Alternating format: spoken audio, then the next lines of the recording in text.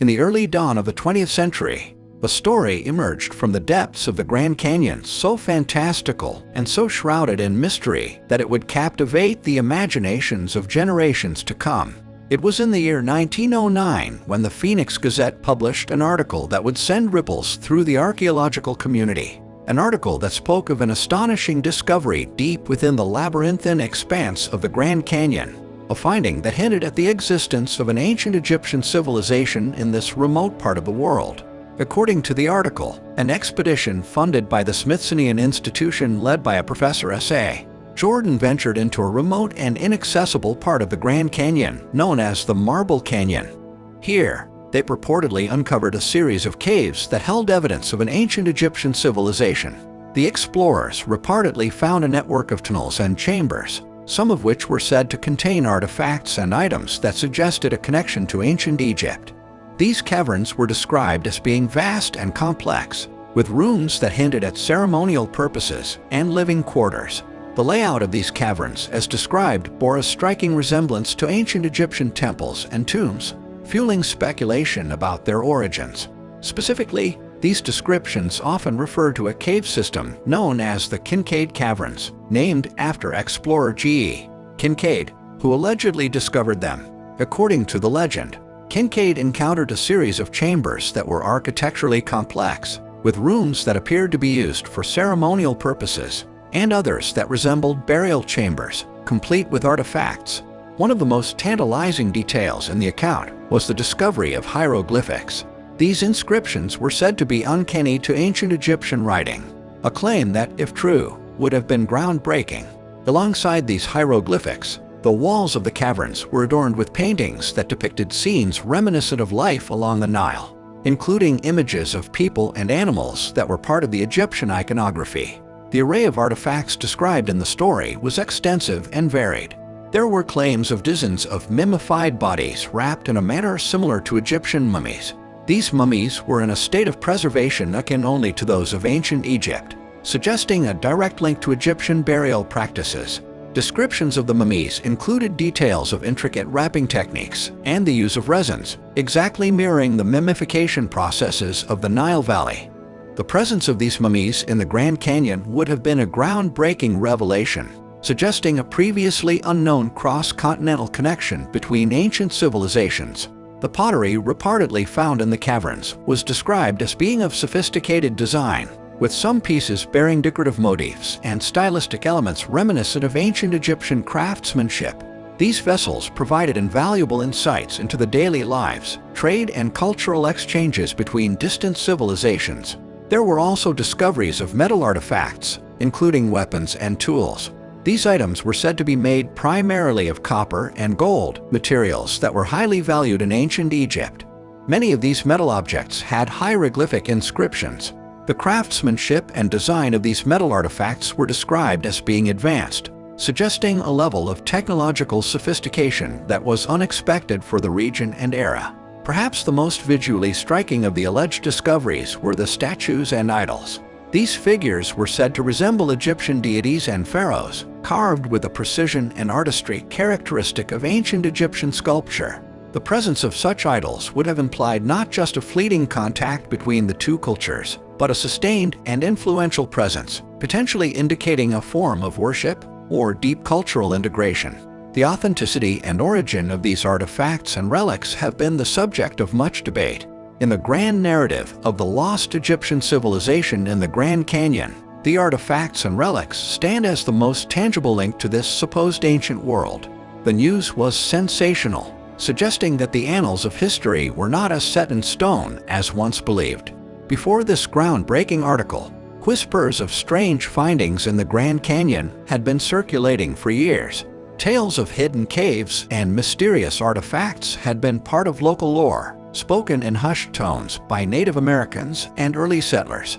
These stories, passed down through generations, spoke of underground tunnels and chambers filled with treasures that did not match the known history of the indigenous peoples of the region. In the late 19th and early 20th centuries, there were reports of mummies found in areas such as the Mississippi Valley, which were said to resemble Egyptian mummies. These mummies were reportedly found in sarcophagi with carvings and inscriptions that appeared Egyptian in style. However, these findings were often poorly documented, and many were lost or destroyed, making verification difficult. These tales, largely dismissed by mainstream historians, found a new lease of life with the Gazette's publication in 1909. The idea that ancient Egyptians might have crossed oceans to reach the American continent was a concept that turned traditional historical narratives on their head. The public's fascination with this story was fueled by the era's zeitgeist, a time when Egyptology was in its golden age. The discovery of Tutankhamun's tomb was still a decade away, but the Western world was already enthralled by the mysteries of ancient Egypt. The possibility that traces of this ancient civilization could be found in the United States was a tantalizing thought. Moreover, the story was imbued with an air of conspiracy, adding another layer of intrigue. The involvement of the Smithsonian Institution, who were supposed to be a beacon of historical and scientific research, and its subsequent silence on the matter, led to rampant speculation. Was the Smithsonian part of a larger cover-up? Were there truths about our past that were too controversial, too paradigm-shifting to be revealed? As the legend of the lost Egyptian civilization in the Grand Canyon grew, so did the questions. The Grand Canyon, with its vast and unexplored landscapes, became more than just a natural wonder. It became a symbol of hidden histories, of stories waiting to be uncovered, of truths lurking in the shadows of the past. The Smithsonian Institution, since its inception, has been the torchbearer of American history and archaeology. It had spearheaded numerous expeditions, uncovering artifacts and knowledge that shaped our understanding of the world's cultural heritage. Its reputation was that of a seeker of truths, a chronicler of the human story. Thus, its alleged involvement in the discovery of Egyptian artifacts in the Grand Canyon was not just a matter of academic interest, but one that carried the weight of historical authenticity. In the wake of the 1909 Phoenix Gazette article, the Smithsonian Institution was quick to distance itself from the claims. It categorically denied any involvement in such an expedition, and refuted the existence of any artifacts that would suggest an ancient Egyptian presence in the Grand Canyon. These denials, however, did little to quell the public's curiosity. Instead, they added fuel to the fire of conspiracy theories. Why would the Smithsonian deny such a monumental discovery if, indeed, the Grand Canyon expedition was actually organized by them? Was it protecting its academic credibility, or were there deeper, more clandestine reasons for its silence? Some argued that the revelation of an ancient Egyptian civilization in America would upend the established historical and archaeological narratives, causing an academic upheaval. Others suggested that the Smithsonian was acting under the influence of political or cultural agendas, aiming to preserve the conventional story of human history and migration. Central to the mystery were the artifacts themselves. If the expedition had indeed uncovered Egyptian relics in the Grand Canyon, what became of them? Were they hidden away in the vaults of the Smithsonian, accessible only to a select few?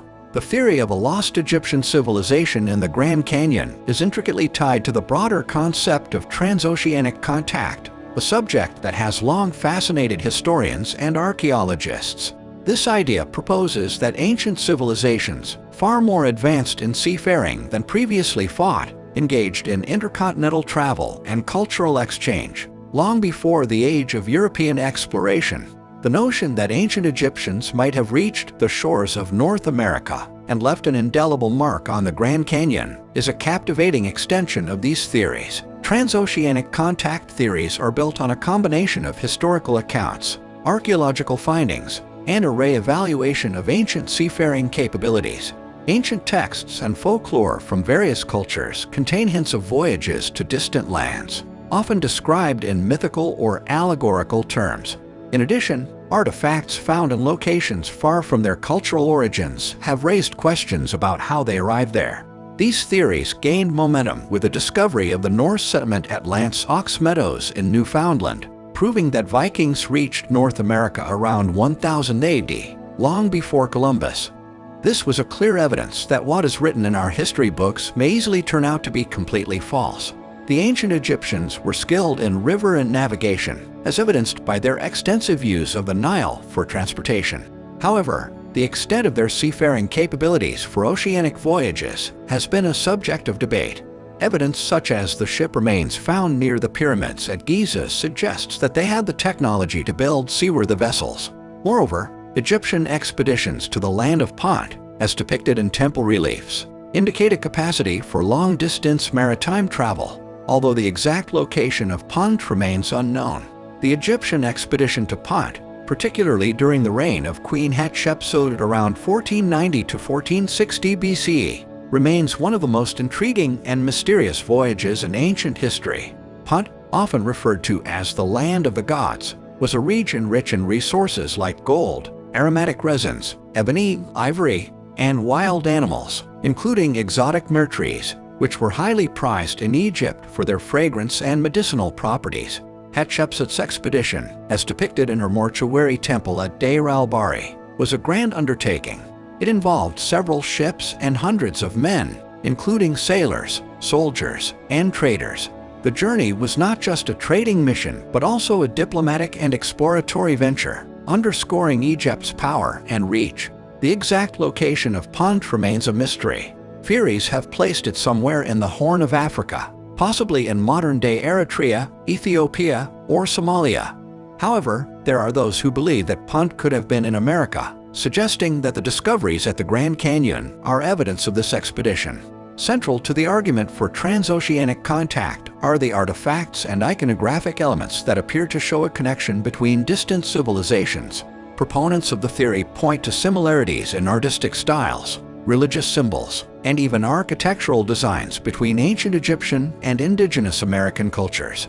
For instance, the use of pyramids in both Egyptian and Mesoamerican architecture is often cited, although most scholars attribute this to convergent cultural evolution rather than direct contact.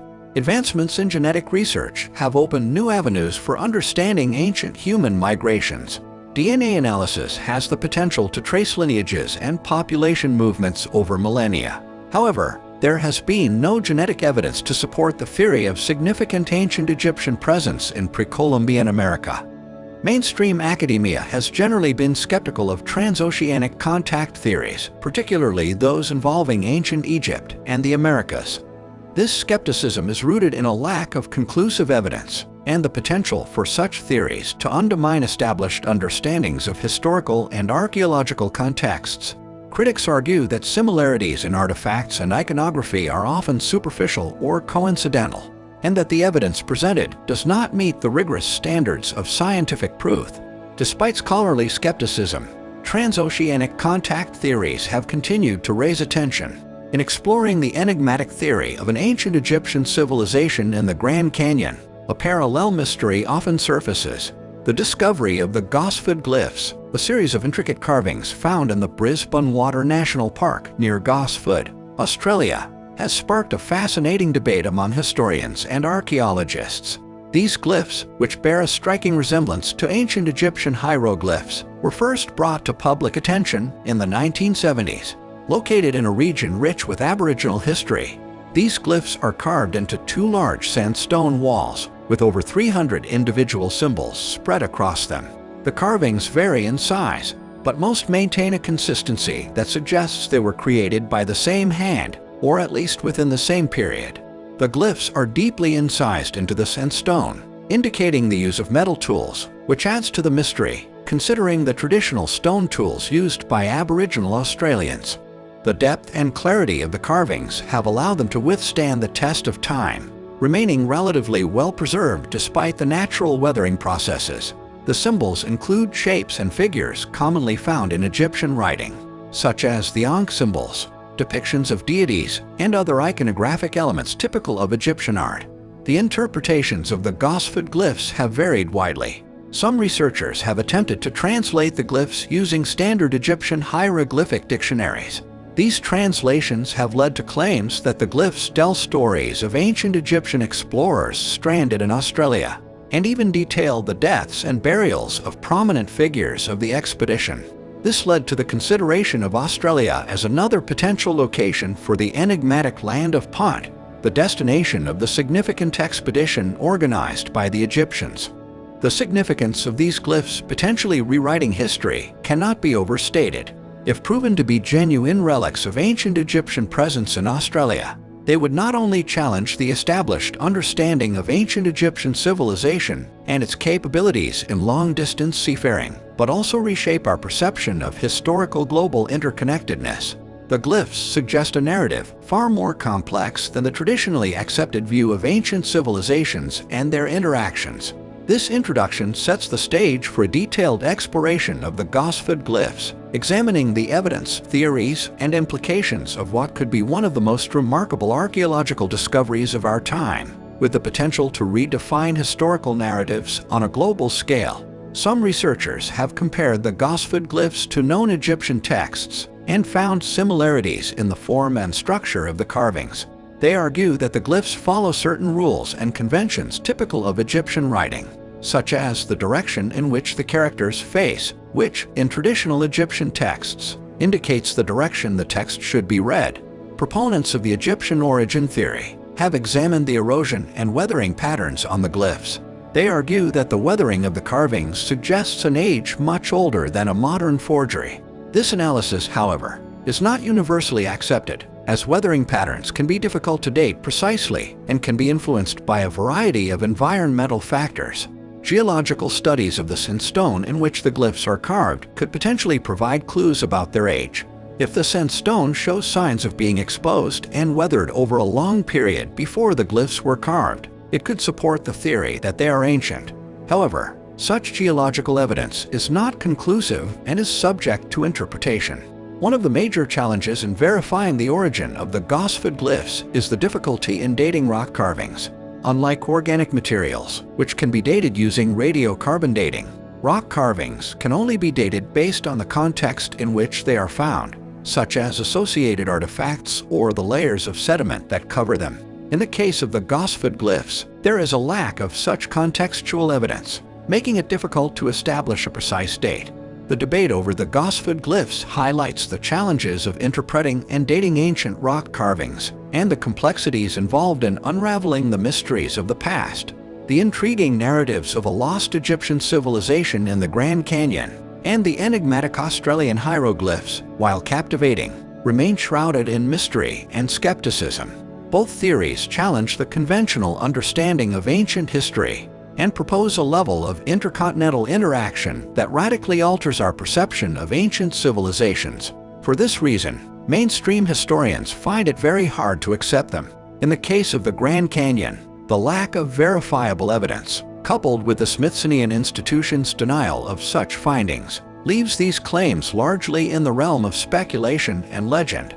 The theory, while stirring the imagination, underscores the critical need for rigorous archaeological methodology and verifiable evidence in establishing historical facts. Similarly, the Gosford glyphs in Australia offer an equally compelling narrative. The stories of the Grand Canyon and the Australian hieroglyphs stand as powerful testaments to the immense and still largely unexplored realms of our understanding of human history. They ignite a sense of wonder and curiosity, pushing us to question and delve deeper into the mysteries of our past.